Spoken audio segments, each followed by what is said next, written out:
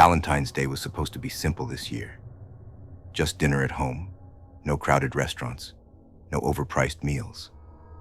I wanted to make it special though, so I cooked, set up the table, and even lit a few candles to make it feel more romantic. When my girlfriend Anna arrived, she smiled, kissed me on the cheek, and told me everything looked perfect. Dinner went great. We talked, laughed, and enjoyed the kind of quiet night we both needed. But right when we were finishing dessert, the power went out. The entire apartment plunged into darkness, leaving only the dim glow of the candles between us. Anna let out a small laugh.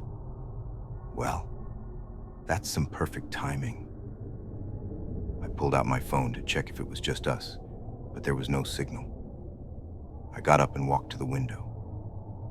Looking outside, I saw nothing but pitch black. Every building, every street lamp, even the distant skyline had disappeared into the night. A full blackout. Anna was still sitting at the table, spinning the stem of her wine glass between her fingers. "You think it'll be out for long?" "Hard to say," I muttered, refreshing my phone again. Still nothing. "Could be the whole city." Then she chuckled.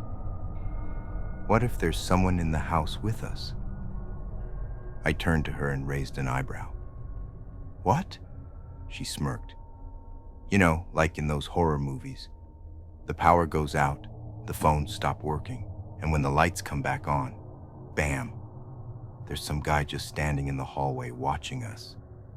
I shook my head, laughing. "You watch too much creepy stuff."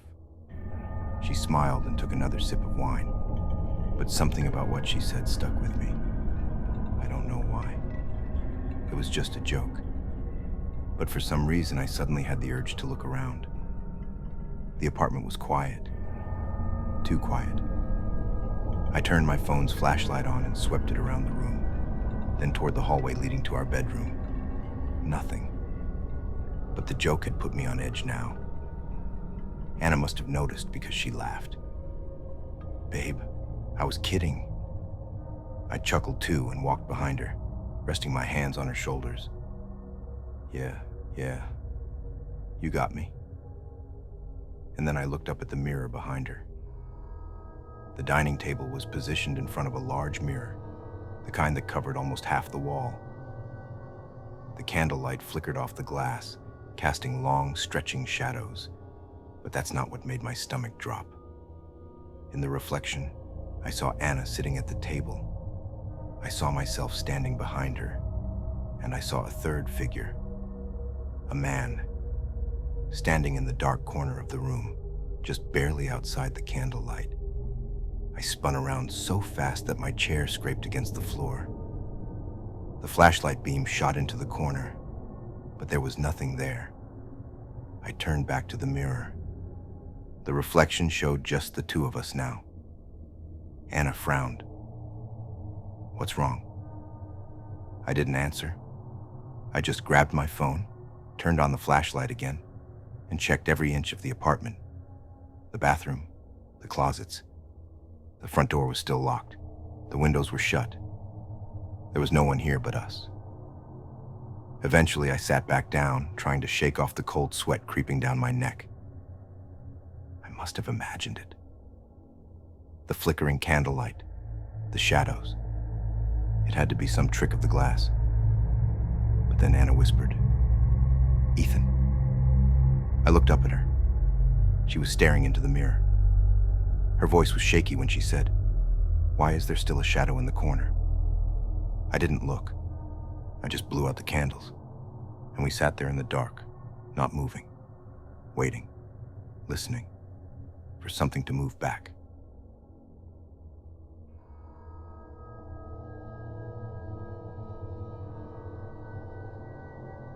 I wasn't expecting much from Valentine's Day. No dates, no plans, just a quiet night at home. I figured I'd do what I always did. Order takeout, scroll through my phone, and listen to music until I fell asleep. At around 9 p.m., I opened my music app and searched for something new. That's when I found a playlist called Songs for My Valentine. I didn't recognize the username, but the playlist looked well made. Classic love songs. A mix of old and new. Nothing unusual. It had no followers and no likes, but I assumed it was just someone's personal playlist that had been made public. I hit play. The first few songs were exactly what I expected. Soft, romantic, a little melancholic. Something about it made me nostalgic, though I couldn't place why. Then, in the middle of a song, the music cut out. A burst of static filled my headphones. I frowned and checked my phone. The track had no title, just a dash, and the artist's name was blank. The song length was exactly 2 minutes and 14 seconds. February 14th. I assumed it was a glitch, maybe some unfinished track the creator had accidentally left in. But beneath the static, something else crept in, a voice. It was faint at first, buried in the distortion. Then it became clear. Someone was whispering my name. My stomach twisted. I paused the song and rewound it. The whisper was gone, just static. I shook it off and skipped to the next track. But instead of the love song I expected, there was another untitled file. Another in the title. Another blank artist. This time the whisper wasn't buried. It was right next to my ear. I see you. I ripped out my headphones, my pulse hammering. My apartment was dead silent. Taking a shaky breath, I reopened the app and scrolled back to the playlist's creator. The username was just a heart emoji, no actual name. I clicked on their profile. The page loaded for a second. Then, error. User not found. Confused, I backed out to search for songs for my Valentine. But the playlist was gone. I checked my recently played list. Nothing. It was as if it had never been there at all. I stared at my phone, debating whether to delete the app entirely, when a new notification popped up. Heart sent you a new song. My finger hovered over the screen. I didn't open it. I didn't listen. I just turned off my phone and sat in silence, my mind racing, trying to convince myself that I hadn't just heard something meant specifically for me. I never found that playlist again. But every year on February 14th, I get a notification. Heart sent you a new song. I never listen. But one day, I'm afraid I will.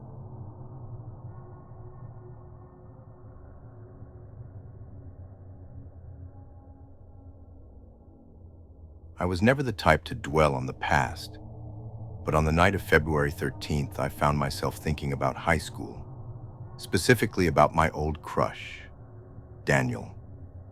Back in 2012, when I was 16, I had a ridiculous, all-consuming crush on him. He was one of those effortlessly charming people, funny, kind, the type who made everyone feel special, even if they weren't. We were friends, sort of. I doubt he ever saw me that way. Still, that year I did something bold. I wrote him a Valentine. Nothing dramatic, just a simple, "Hey, I think you're amazing. Happy Valentine's Day." I slipped it into his locker before class and waited. He never responded. I convinced myself he never saw it. Maybe someone threw it away. Maybe he just wasn't interested. Either way, I moved on. Or at least, I thought I had.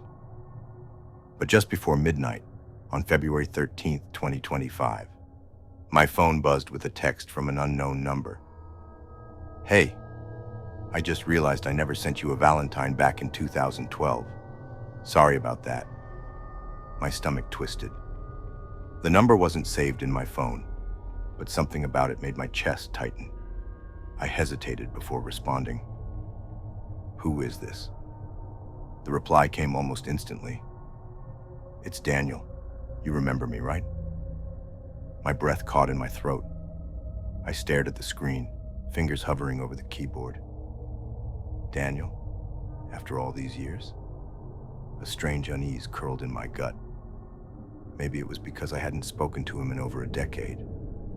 Or maybe it was because Daniel had died in 2012. car accident, just a few months after Valentine's Day. I felt sick. My head spun, grasping for some kind of explanation. A prank? A wrong number? But my hands moved on their own. This isn't funny. Who is this really? No response. Seconds stretched into a full minute. Then finally, I just wanted to say I got your letter, and I liked it. A wave of nausea rolled through me. The letter, the one I had slipped into his locker 13 years ago. My hands were clammy as I typed. This isn't possible. A long pause, then the final reply. I know. I just didn't want you to think I ignored you. Happy Valentine's Day. I sat frozen, my heart hammering in my ears. The conversation ended there. The number never texted again. When I tried calling it, I got the standard automated message. This number is no longer in service. I barely slept that night. But when morning came, I felt a strange compulsion, one I couldn't shake. I dug out my old high school yearbook, flipping through the pages until I found Daniel's senior picture. My breath hitched. There, written neatly across the bottom in blue ink, was something that had never been there before. Happy Valentine's Day. The ink looked fresh,